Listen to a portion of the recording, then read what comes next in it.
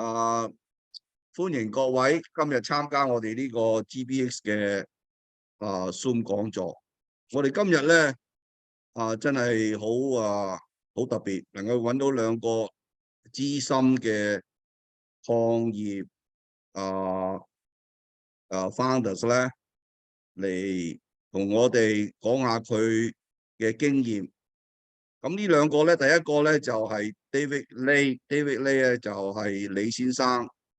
咁第二個咧就係 Stephen Law 咧就係喺廣州嘅。我先咧就介紹下今日我哋有3個評論員。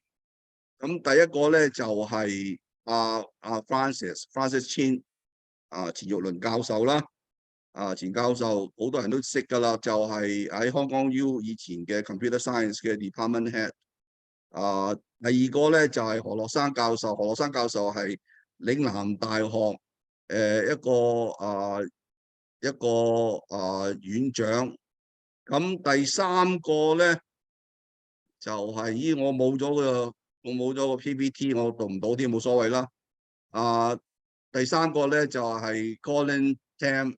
譚兆棟先生。咁譚生咧就係一個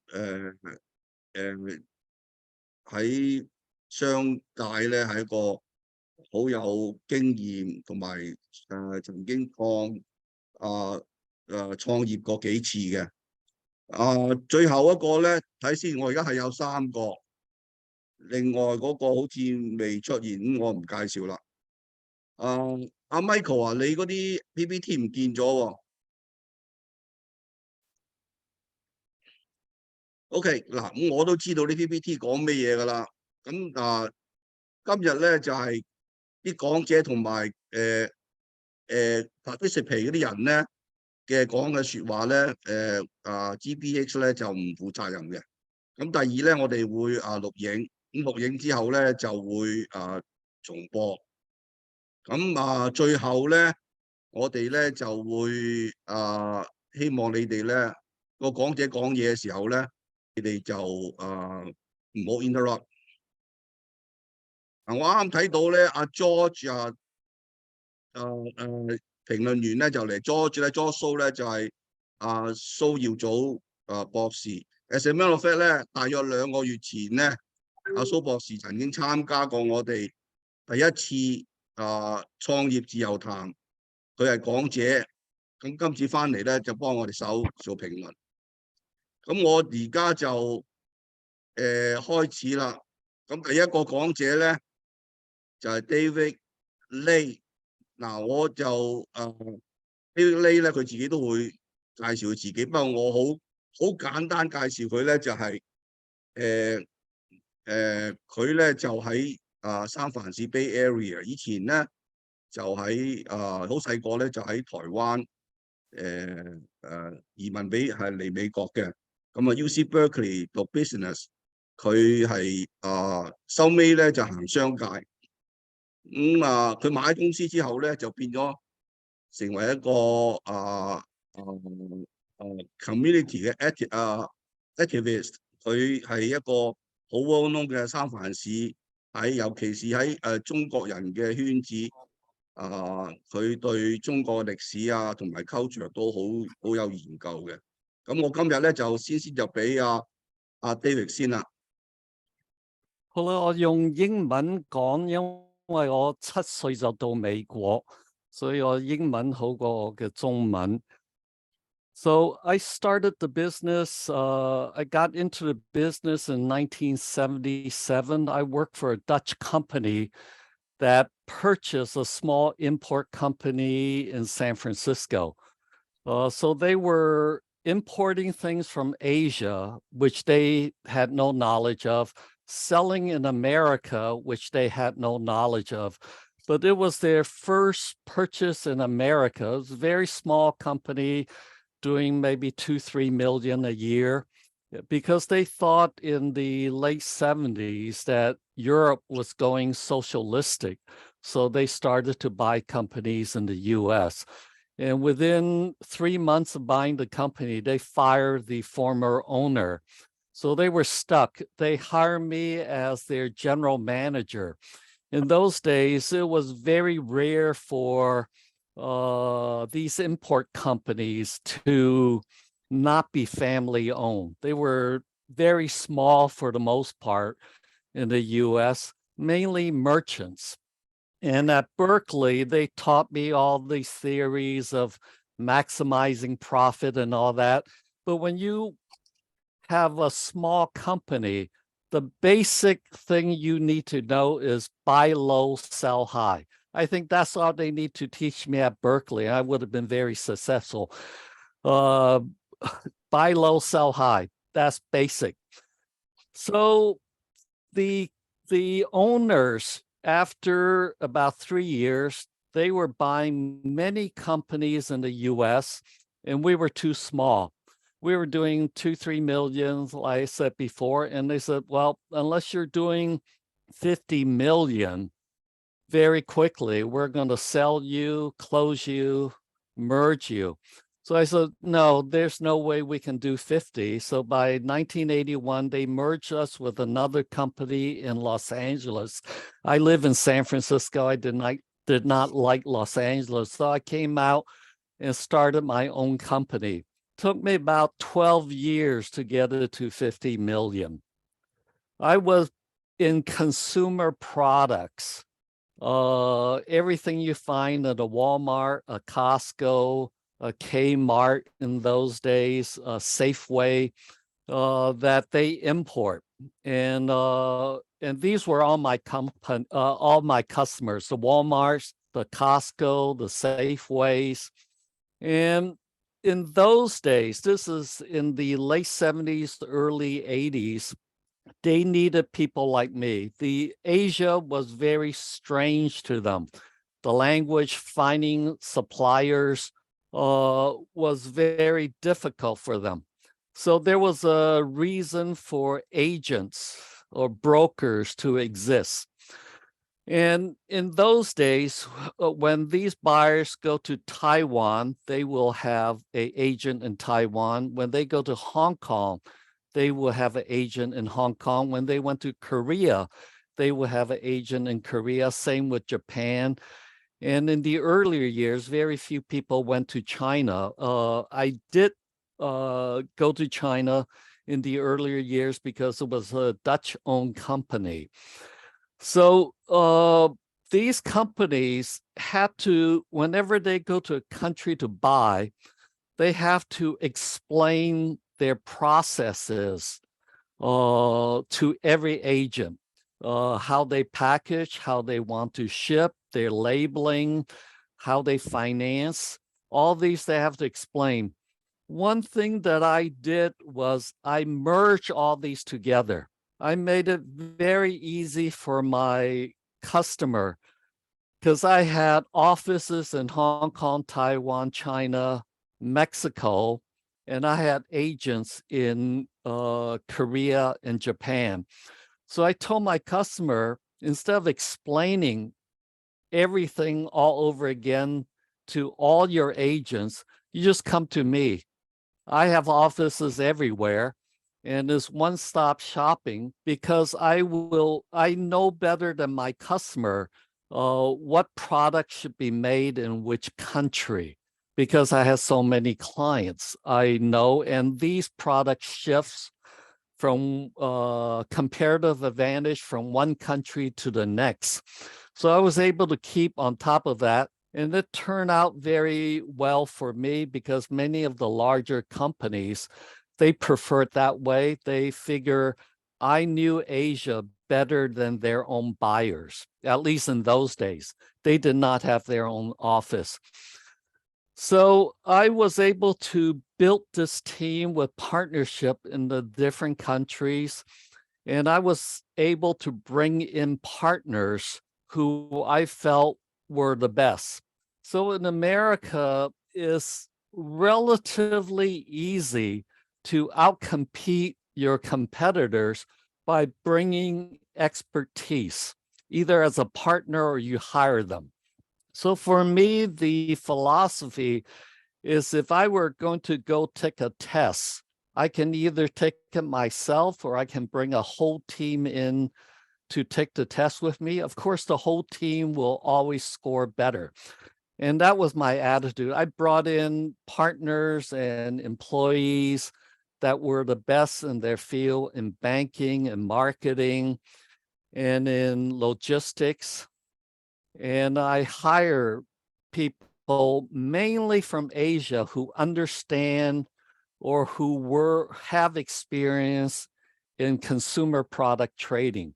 It was very difficult to find in the US. So my offices in Hong Kong and Taiwan sent me staff who were in the business for many years that can handle the detail. So actually in the US, if you have that attitude of being able to bring a team together, you can most likely outcompete just about anyone. And I would put the team I put together against anyone. So then being in the business for a while, you get a reputation, and then you don't even need to do any marketing to pick up any clients because they'll all come to you. And my philosophy was I need to make my customer be very profitable. If they're making money, they need me more than I need them. And that's the way it turned out. The philosophy is always you want to do the best to make sure your customer make money. Now, on the actual logistics side, it is just details. At one time I counted, I had 23 different people involved from the factory, sourcing raw material, inspection, packaging, export documents, letters of credits, until it got to my customer's warehouse, the shipping line, the trucking lines, the customs brokers, 23 people. And my philosophy is the average person can score 70 in a test and get a C. So you can miss 30%. So if you get more than 3 people involved with anything, 100% it'll go wrong. So you just have to watch every step of the way. It's just time and resources and to have good staff to catch all these, because if you have 23 people involved in the whole process, it'll always go wrong unless you watch it. Someone's going to keep some paperwork on their desk and forgot to send it. Now, this is, I retired 20 years ago. So this is from 20 years ago. Today, computer does a lot of this, but still, someone has to do the inputting. And it's just detailed. The profit is too low in consumer products, a lot of competition. So every stage you have to watch it. Then from time to time, you find some very unique situations that you can make a lot of money if you can handle it. For instance, in China, when I first went into China in 1977 to buy, they only quote American customers CNF. They will not quote us FOB because it was an easy way for their salespeople to quote. They quote the same prices no matter which factory you buy from, because the export department is separate from manufacturing. All they would do is try to sell. So they would quote CNF. And whether you buy 1 carton or you buy 10 containers, it's the same price. And I said, this just doesn't seem right. So finally, I figure out their shipping cost is so high, especially on dinnerware, which I specialized in, everyday dinner sets, that about 1/3 of it was freight. And it made no sense that if I bought 10 cases or 10,000 cases, they would quote the same price. So I finally figure out their freight costs. And it was so much cheaper for me to buy CNF Hong Kong. I do the transshipping myself. I could save about 20%. So sometime with China in the early days, because of their system, you can take advantage of it. And most of my competitors could not figure out how I could get prices so low. It wasn't the prices, it was shipping that I save it. So it's all these things you have to look for your advantage and to be able to manage the transshipping in Hong Kong and get the best freight rates. So all these are just a little detail. I'll leave it to this, but the two takeaway is if you're doing a very specialty item, then you can handle it differently. But when you're doing mass produced consumer products with low margins like myself, then you have to handle all the details. And if it's easy, there's no profit. I found my highest profit are on the products I bring in that are difficult. You can make that profit on those items. So is buy low, sell high, very basic, and then make sure your customers make money. Then they will need you and you can choose your customer at that point. So I'll leave it to questions later on, and I'll pass it back to you, Winston.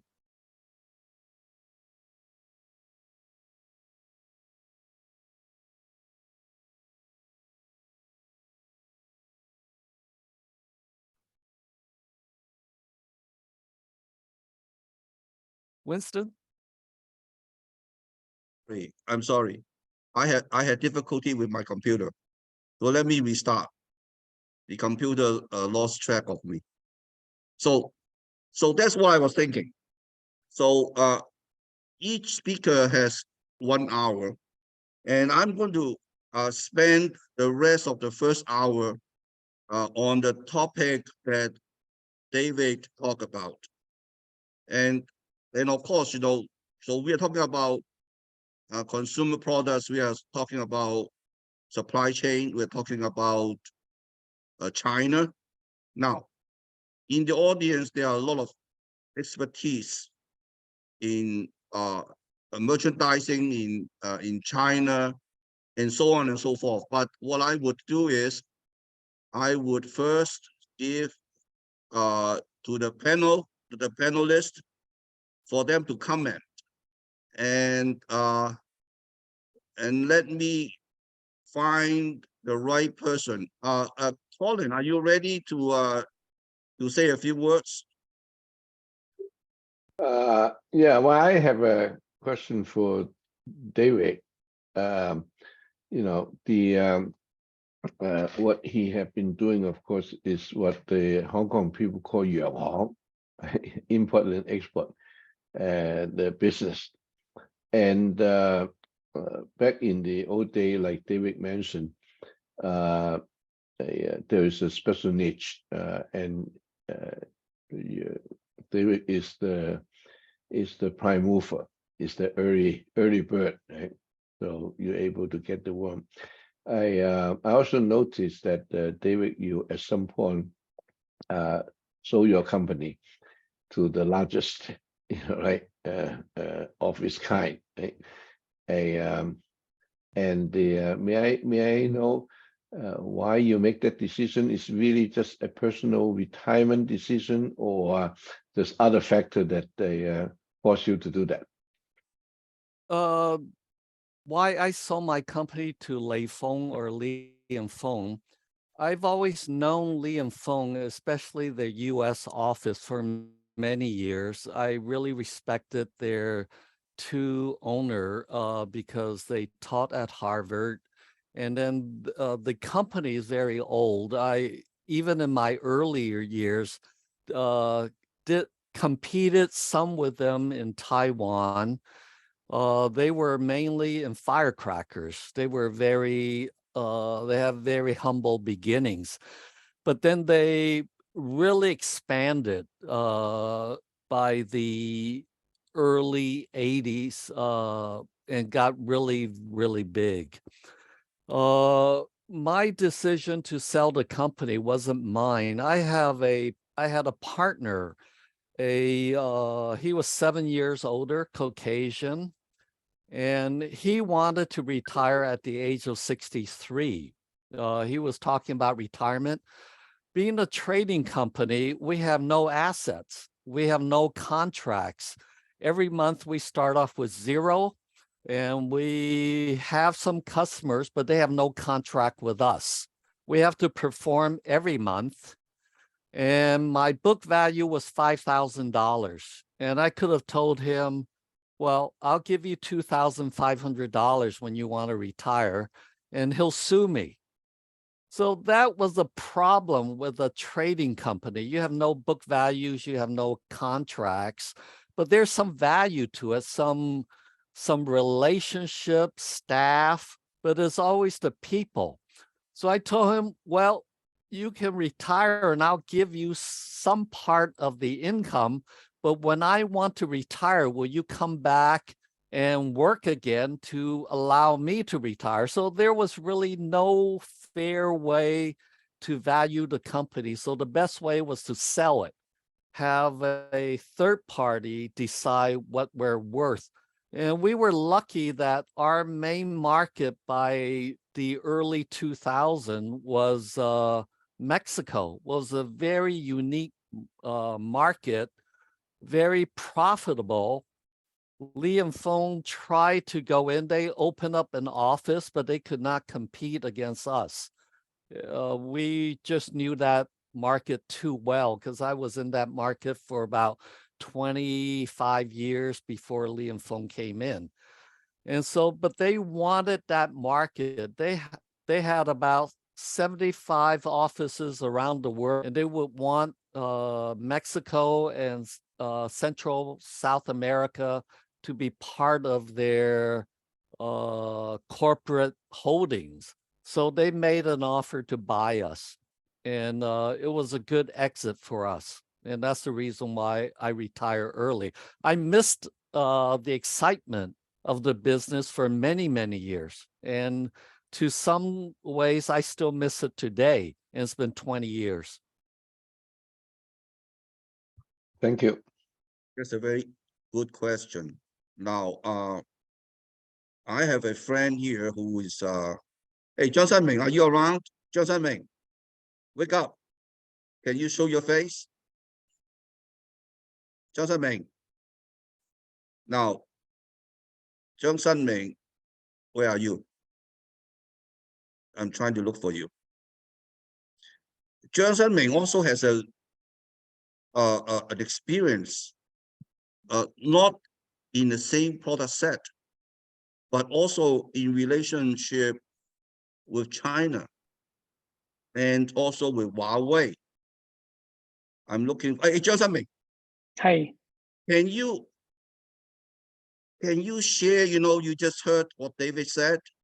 Can you share Yes. your experience Regarding your business, how you started in China and so on and so forth? well, we started in China with technology trading, in that sense, trading computers, software, and obviously, when we began, China wants us to help them export. You know, because the whole country's agenda is to export, which is not our strength, right? Whereas our strength is to source technology in the US and sell it to Chinese customers. So it's the kind of reverse, right, of what you do. And we we're at the stage, at the beginning, we had to apply for export license from COCOM, if anyone knows about anything about COCOM.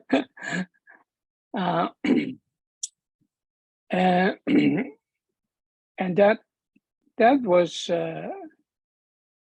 it just takes patience. It takes about 9 months to get an export license from COCOM. And then later on, it switched back to the US Department of Commerce.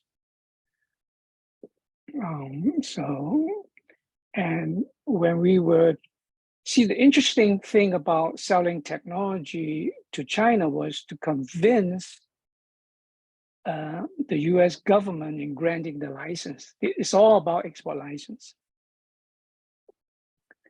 So it's not about, oh, can you find customers in China? There are customers in China for technology because there's such a big gap, right? But convincing the US to allow such technology to go to China is a huge challenge. And it turns out that even though the export license is granted by the Bureau the Commerce, it's actually controlled by DOD, which has a special agent for it called DISA, Defense Technology Security Administration. Basically, they have several hundred specialists that would go over your license application, and they would determine if it's the technology that should be controlled. So my job at the time was spend a lot of time talking to DISA and convincing them that this technology is, well, dual use. That's the key word. And it's a huge policy change at that time that the US allowed dual use items to go to China, because otherwise defense would say that everything could be used for defense, right? Well, if it could be used for defense, then that's it. They would just block the license. But if it's dual use, then according to the policy, they could consider it. So at the beginning, when we sell technology or products to China, computers, software, tools, the key is getting export license. The interesting part that is different today is that it's not so much about export license anymore, right? Today is that, oh, we are not going to sell EDA tools to China, right? That they could use to design chips, computers, multi-layer boards, and all that kind of thing. Today, you don't even have a chance to get an export license because the policy is that we don't want to sell those tools to China. But back in the 80s and 90s, it's allowable as long as you can convince DISA that it's dual use. So I guess that's something different, right? Yes. Well, I did go to those COCOM conferences to learn how to export technology to China. And in those days, the technology was the jump between from the IBM XT to the IBM AT. For those people that goes back to the mid 80s, that was a big jump. But to export even that low level of computer to China require a license.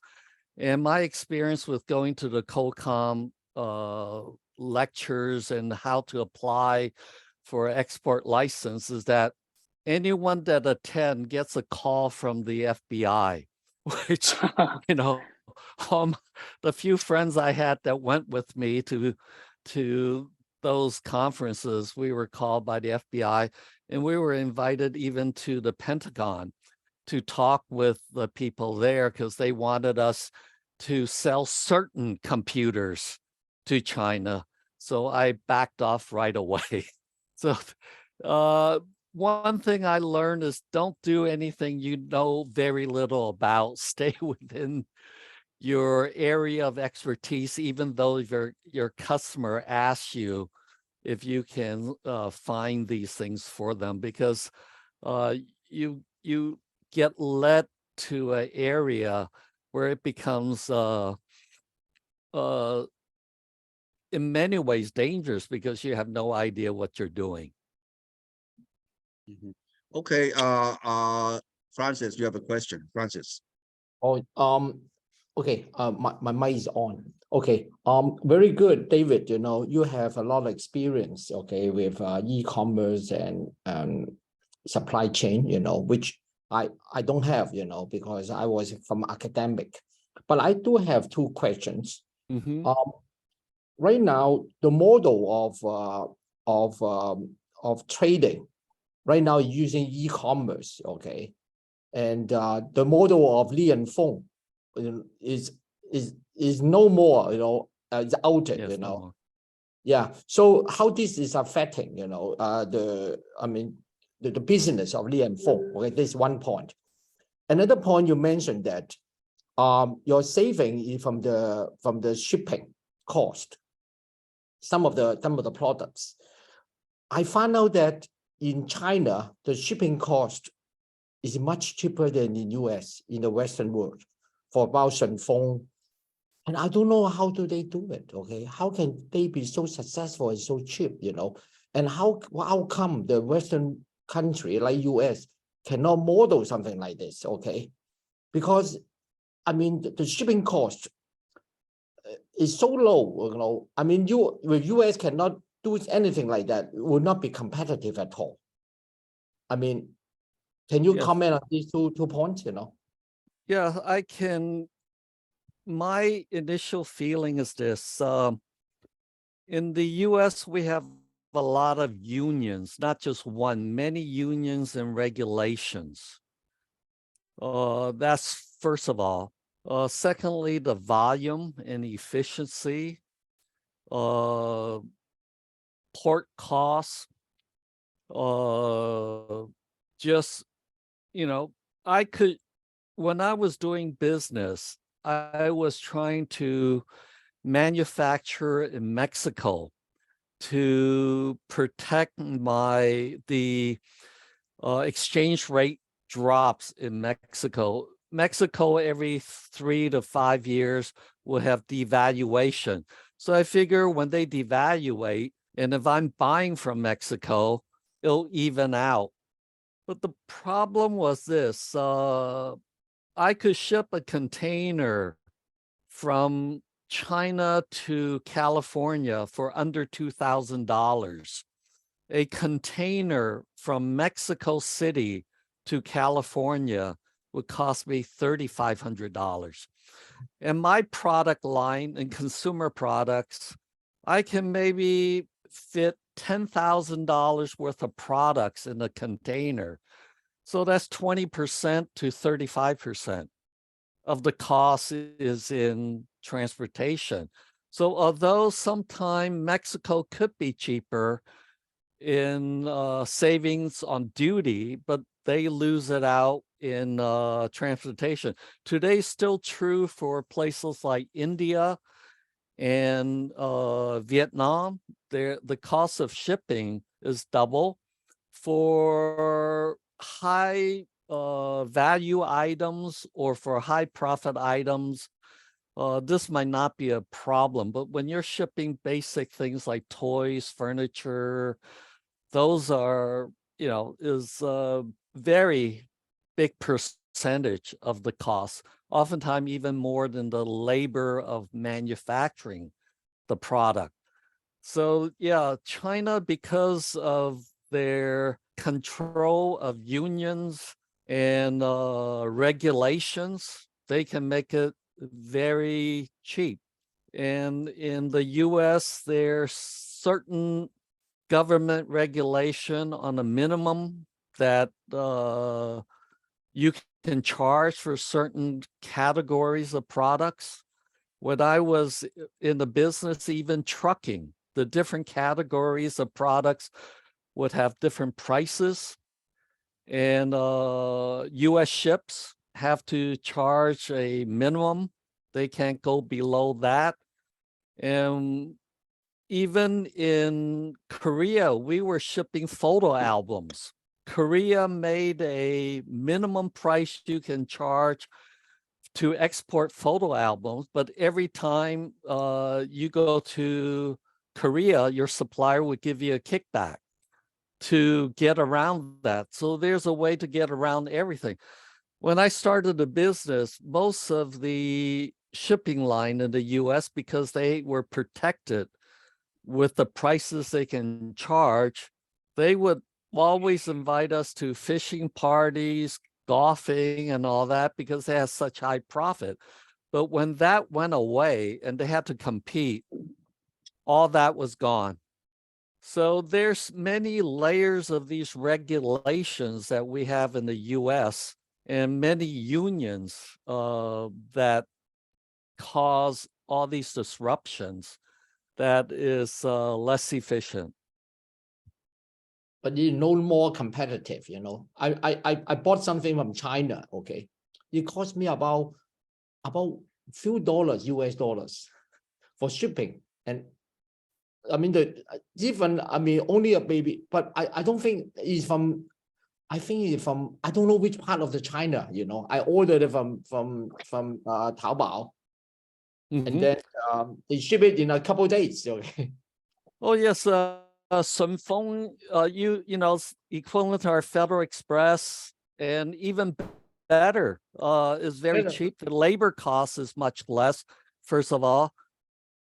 And then I wouldn't be surprised on their shipping and trains, rail is heavily subsidized by the Chinese government. Here in the US, we also subsidize our rail and our shipping line as well, but less efficient and less used. Definitely our rails are less used. And but still, it's the cost in the US to do this is very high. Labor here is just so much higher, and the efficiency of labor is so much higher. And the number of hours and the breaks that you have to give to the workers are highly regulated. So you don't work continuously or overtime. And so you have to train another group. It's just the way it is. Not just in transportation, but in all areas. I know a director from Taiwan. He came here to direct a play, and he's not used to working with the unions here. He said, we in Taiwan, we practice, rehearse for 10 hours. Here, every hour, there's one union that would take a break, but you can't have everybody work when one of the unions are not present. So there's so many disruptions because there's not just one union in the production. There's probably 3 to 5. And they take breaks at different times, different rules and regulations. So he found it took about 4 times as long to rehearse a play than he did in Taiwan. But this is what we have in the US. Okay. Next question. Stephen Low. Stephen. Hey, good morning. I'm Stephen. Can you show your face? I worked at IBM before in. Stephen, can you show your face? Okay, fine. Okay, good. I just want to spend a few minutes to answer the question from Francis Chin Gao. Okay. He is skeptical about how come the China supplier can be so low. Now, my experience is in China, we used it to make presentation to the IBM headquarter reviewer, okay? And our acronym is TIC. This is China. The reason I talk about this is, this is a personal experience. when I was handling the channel, selling PCs and mini computers, people mentioned about XT, PCXT.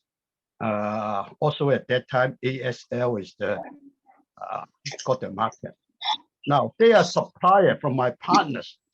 Okay, we use registration system to offer a special price to single out a partner to bid a deal.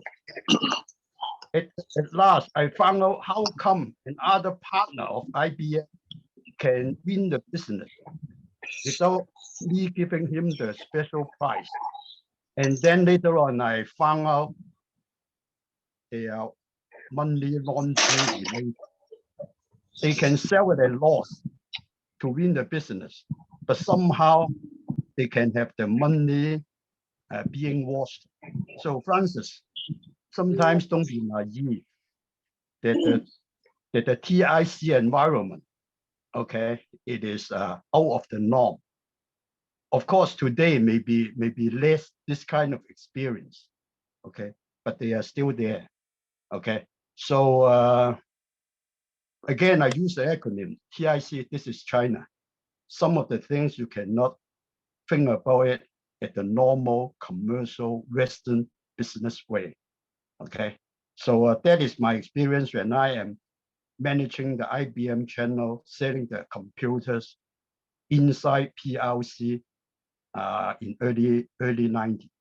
Chances are, I think Michael can also explain, because Michael was the pioneer of selling PCs, computer at those days. He might have the same similar experience that the partner can win a bid by losing money. And that's the fact. Okay, back to you, Winston. That is my experience. I just want to share. Okay, Billy, it's your turn. Billy. Eric, thanks very much for sharing your insights on what you did. And I really understand you still miss the old days that you are in a position of such. And I'm asking you to put back your thinking cap based on your current status and all your experience. If you were to give any advices to people who are doing trading or shipping, durable or non-durable, essential or non-essential, fast-moving consumer goods, where do you see there will be opportunities for newcomers like us would like to take advantage of what you do, what you did, and what you are thinking? Please. I've already mentioned it. Make sure your customers make money. And the word will get out. If they're making money by working with you, they have the best incentive to work with you and do more. So if you're in a position to help your customer make money, then do it. Then you have that niche. If you don't have that, then I would think in the longer term is pretty hard. You know, your customers would really want to work with you for this to be a longer term relationship. And that's just based on their ability to do well, make money. One of my strategy in consumer product was I always tell my customers to buy less than what they really want to buy, because when this sells out, they're a hero. You know, I know my customer, I normally visit their stores. I talk with their store manager. I have some pretty good idea how much product each store can handle. And I want them to sell out. Let's say their capacity is 1,000 units. I will sell them 800 or 900 units so that they always sell out. And if I sold them 1,500 units because I want to make more money and my job is to sell them more, although they sold 1,000 units, they're going to say, oh, that's a bad product because we still have 500 in our warehouse. So it's psychological as well.